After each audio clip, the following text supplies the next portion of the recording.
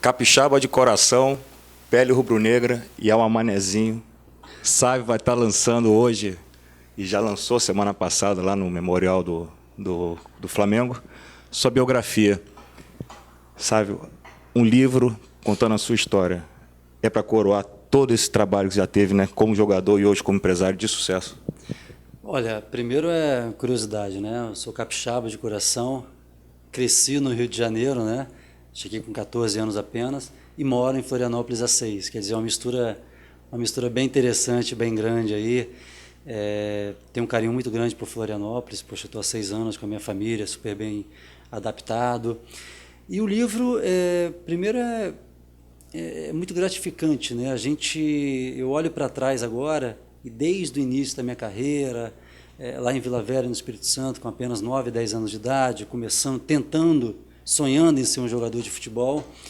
A minha chegada muito pequena no Flamengo, e o livro aborda muita coisa, aborda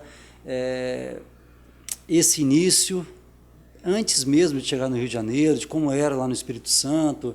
Comecei no time muito novinho do meu pai, né, que era o Fluminensinho. Meu pai era um torcedor do Fluminense, fanático, e ele colocou o nome do time de Fluminensinho.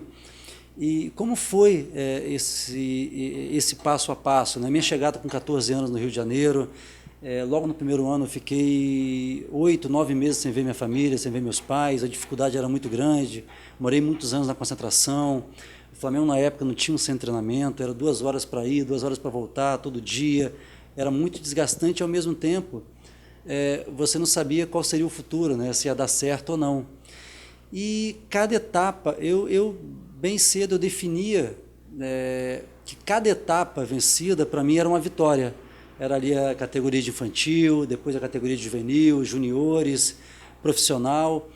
E eu fui passo a passo, assim, e depois, que foi o grande sonho, né, me tornar profissional do Flamengo, e em muito pouco tempo eu consegui ir construindo meu espaço, principalmente com aquela torcida imensa, né, e entrar no coração da torcida. Depois os quase 11 anos de futebol europeu também, que foi um sonho, jogar no Real Madrid.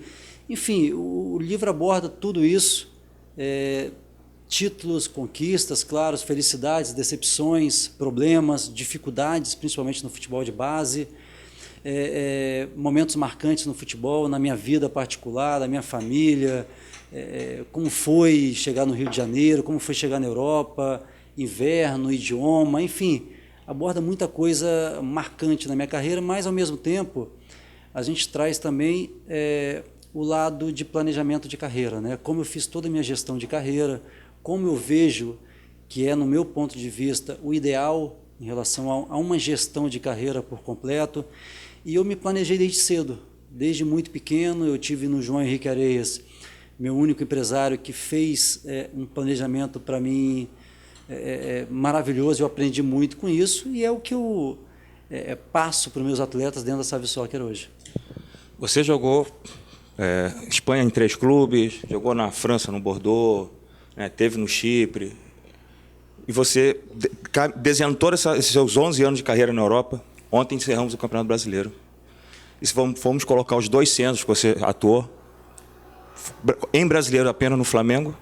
Não, no Avaí chegou a jogar brasileiro. No último ano. Né, o Rio não teve um bom desempenho no futebol, né, no Campeonato Brasileiro, assim como o Avaí acabou sendo rebaixado, né? Como é que o empresário Sávio, analisa hoje, né, o cenário do futebol brasileiro com relação ao que a CBF vem passando, essa crise internacional do futebol, a partir do momento que você também coloca a FIFA no meio desses escândalos todos, né? E como isso está refletindo aqui no nosso centro do futebol, no nosso Brasil, né?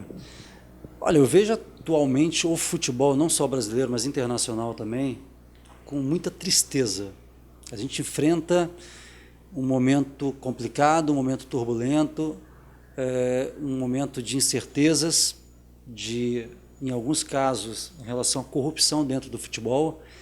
Isso é muito preocupante. Chegou um momento que nós, atletas e ex-atletas, povo brasileiro, temos que tomar e reencontrar um caminho certo dentro do futebol, né? Nós tivemos um grande momento, que foi o ano passado, depois da Copa do Mundo, e tivemos a grande oportunidade de uma mudança radical, não fizemos, e continuamos com as mesmas coisas, com a mesma filosofia, como a entidade maior do nosso futebol, que não passa nenhuma confiança e transparência, não só ao futebol, mas, em geral, ao povo brasileiro. Uma falta de identificação hoje do torcedor brasileiro com a sua seleção. E nós vemos aí problemas em relação à CBF, problemas em relação à FIFA, problemas em relação, em alguns pontos, com a UEFA, com confederações como a CONCACAF, com Sul-Americana. Quer dizer, tem muita coisa mal explicada que nós, ex-atletas, povo brasileiro, ou amante do futebol mundial, precisamos de alguma definição. E eu olho com muita tristeza isso. Nós estamos em um momento também, falando tecnicamente, muito ruim. A gente vê aí pelo momento do futebol brasileiro, tecnicamente principalmente falando, em relação à seleção brasileira. Há muitos anos, nós não somos os melhores do mundo. Isso nós temos que reconhecer, ter humildade para reformular e recomeçar. Quer dizer, o que nós precisamos agora, o que nós pedimos é em relação à transparência, principalmente no nosso futebol brasileiro. Você falando um pouco de seleção também, né? Você vinha numa crescente, né? Você participou do pré-olímpico, 2 Jogos Olímpicos, teve uma Copa Ouro com a seleção principal. E 98, Copa 98, seria um grande momento do Sávio enquanto seleção brasileira, né, sabe? O que faltou ali naquele momento ali? Eu acho que faltou uma convocação. Tanto em 98 como em 2002 também. Eu vinha num momento muito bom no Real Madrid. 98 e 2002 ganhando a Liga dos Campeões da Europa. Mas eu entendia também que era um cenário de uma capacidade técnica muito farta no futebol brasileiro, né? Do meio para frente, principalmente, grandes talentos, grandes jogadores. Alguns grandes talentos também ficaram de fora, né? Nós damos exemplo aí do Alex, por exemplo, que é um grande craque, jogou muito na Turquia, no Curitiba, no Palmeiras, e ficou fora de uma Copa do Mundo também, entre outros. Mas isso, na verdade, era sempre uma expectativa de uma convocação para uma Copa do Mundo, mas nunca me afetou. Eu acho que ali me dava também muito mais força para eu seguir dentro do meu clube, desenvolvendo minha melhor técnica, meu melhor futebol em geral. Como é que você analisa também a questão da como está sendo trabalhada a categoria de base, né? Quando a gente mais fala em poucos recursos do futebol, ao mesmo tempo nós falamos tanto que temos que procurar os nossos valores na base dos nossos clubes, né? E ao mesmo tempo a gente vê os próprios clubes reprimindo, todos não, mas alguns clubes reprimindo, né, a subida desses talentos que eles mesmos dizem que têm nas suas categorias de base, né? Como é que você vê o trabalho de categoria de base hoje? Eu acho que temos que olhar também com mais cautela, bem mais detalhadamente. O Brasil hoje não é nem perto daquele futebol de anos atrás que revelava grandes talentos. A gente tem exceções, é claro. Neymar é uma exceção que vai acontecer muito raramente dentro do futebol, não só brasileiro, mas futebol mundial. Mas é um país hoje que revela muito pouco, principalmente dentro do futebol nacional, né? Nós vemos aí alguns jogos tecnicamente realmente muito abaixo do que é e sempre foi o futebol brasileiro. Eu acho que temos que detalhar mais, temos que ter mais tranquilidade, trabalhar muito mais o futebol de base, trabalhar muito mais psicologicamente esses atletas. E é claro que o resultado é normal, é o futebol brasileiro, desde as categorias de base, mas não pode ser o único elemento que determine um futuro de um atleta. Quer dizer, se o atleta é campeão ali no sub-15 ou no sub-17, desculpa, ele vale muita coisa. Se não for, não é isso. E também em relação a treinador de futebol, temos que ter um pouco mais de tranquilidade e trabalhar também, dar um respaldo, dar ferramentas possíveis para a gente trabalhar treinadores de futebol dentro do cenário nacional também, que é uma das profissões mais ingratas dentro hoje do cenário nacional. Esse foi até um tema que foi muito bem discutido semana passada no simpósio. Você teve presente, né, com o Marcelo, né, com aqueles cobras todos estiveram lá, né? Então, realmente, e muito se fala nessa questão do treinador de estrangeiro, né? Por que o de fora está sempre sendo bem ouvido? A gente tem um tratamento diferente quando fala em alguém vindo de fora e a gente costuma massacrar tanto o treinador daqui, né? Eu acho que eu não fecharia as portas também para treinadores de fora, para conhecimentos de fora. De repente, treinadores com bastante conhecimentos iriam agregar muito o futebol brasileiro, mas nós temos que dar um pouco de atenção maior para os treinadores daqui. e principalmente não só a formação de atletas, mas formação também de treinadores. Porque eu brinco, né, mas é uma brincadeira grave, que o treinador de futebol no Brasil é descartável, né? Quer dizer, ele traça um planejamento, ele tem uma visão, desde uma pré-temporada, em poucos jogos se pode ser quebrados, porque nós vivemos aqui de um imediatismo enorme. E eu acho que tem que dar, primeiro,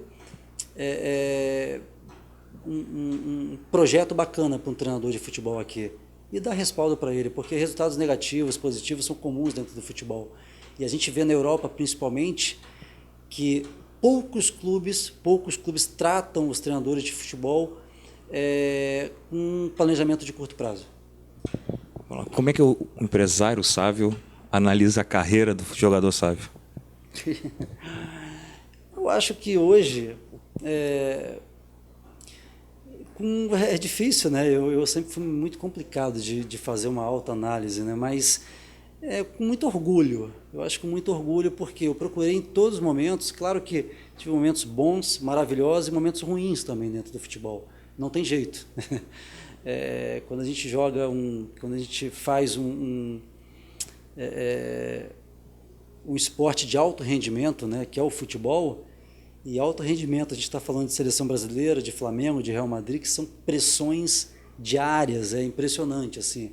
E se não tivermos bem psicologicamente, realmente fica muito complicado. E eu acho que analisando tudo que eu fiz no futebol, em tudo que eu passei, poxa, eu tenho muito orgulho, assim, muito orgulho, porque não foi fácil, mas ao mesmo tempo, de uma certa forma, me tornei ídolo de clubes de torcidas muito grandes, torcida muito exigente, né? Flamengo e Real Madrid. Eu cheguei em Madrid, eu sabia da grandeza que era o Real Madrid, mas quando eu cheguei lá, eu via realmente que era o torcedor do Real Madrid, o espanhol, vive aquilo ali de uma paixão que é absurda, assim.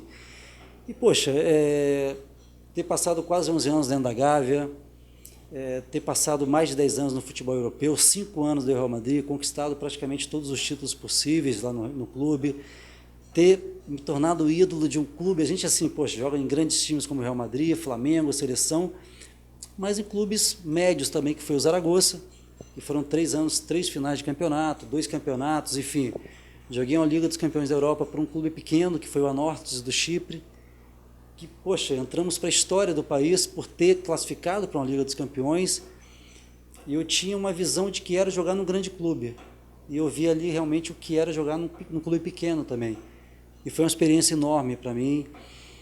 Mas eu acho que o empresário vê o sábio assim como, poxa, de uma certa forma, um dever cumprido dentro de campo. Agora, fora de campo tem muita coisa para acontecer ainda. E você sempre foi um cara dentro de campo, um cara tranquilo, mesmo fora de campo, né? E quando você lembra assim no seu momento jogando futebol, qual é aquele atacante que você tinha? Você fala assim, porra, esse cara era bom, metia a bola para ele, não tinha erro, porra, jogar com ele era muito fácil. Não é um ou dois jogadores. Eu tive 3 grandes parceiros, né? Sem sombra de dúvida, o Romário foi o principal. Esse a gente sabia, e eu novo, né, com 21, 22, 23 anos, corria para a esquerda, para a direita, mas eu sabia que quando a bola chegava dentro da área, ele estava lá.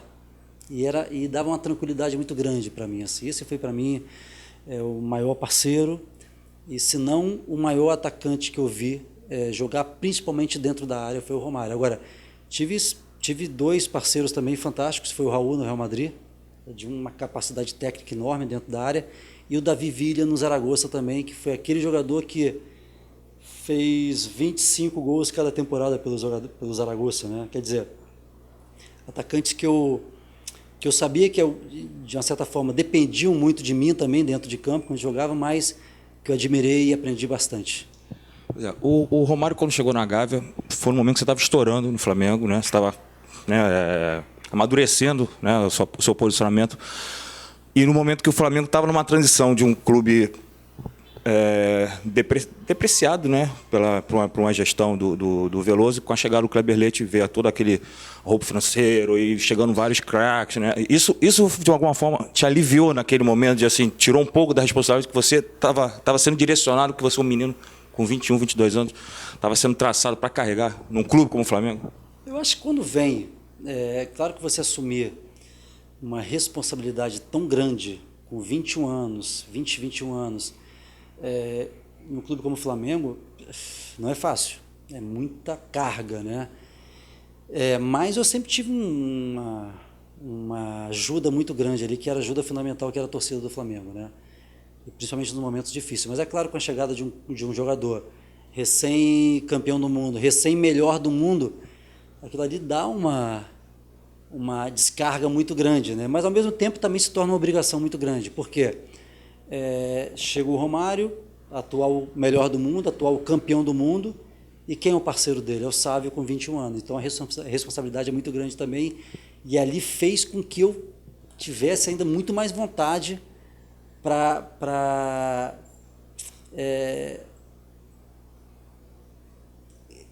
dar em troca essa responsabilidade que as pessoas tinham em mim, que a torcida, que o clube. Eu acho que foi muito bacana porque joguei ao lado de um grande jogador e, ao mesmo tempo, com muito pouca idade, eu fui buscando meu espaço aos poucos.